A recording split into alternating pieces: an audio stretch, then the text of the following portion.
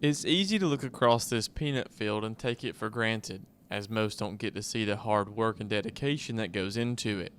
However, according to new data, thanks to research, smart farming practices, and new varieties, peanut farmers are producing higher yields with less inputs, specifically water, a true testament of how dedicated the industry is to the land and its resources.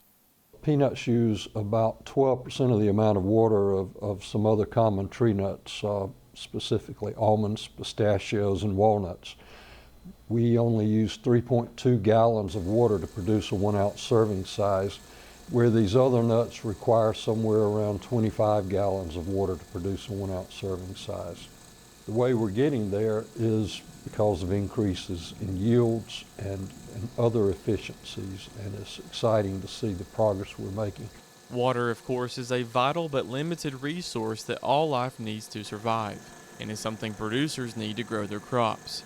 However, rainfall isn't always dependable, which is why irrigation is a key component of many producers' operations, like Casey Cox Kerr, a sixth-generation farmer who says that water is obviously necessary to grow peanuts, but is more crucial during certain times. The frequency of our irrigation completely depends on the weather and also the crop type. So for example, with peanuts, they require a certain amount of water during the growing season. It's usually a combination of rainfall and irrigation. But there are also these really critical stages of the crop that, and critical fruiting periods that require a certain amount of water for optimal development. We really focus on trying to make sure we are taking care of the crop when we don't have the sufficient rainfall to meet the crop's needs, and that's when we decide to irrigate. To be more efficient with their water, over the years, they've started utilizing different tools and technologies on their farm to help them determine when a crop needs water and how much it needs. We utilize soil moisture sensors, which is great because that I can use my phone and pull up an app and look and see the actual moisture in our field and make a decision about whether we need to irrigate or stop irrigating.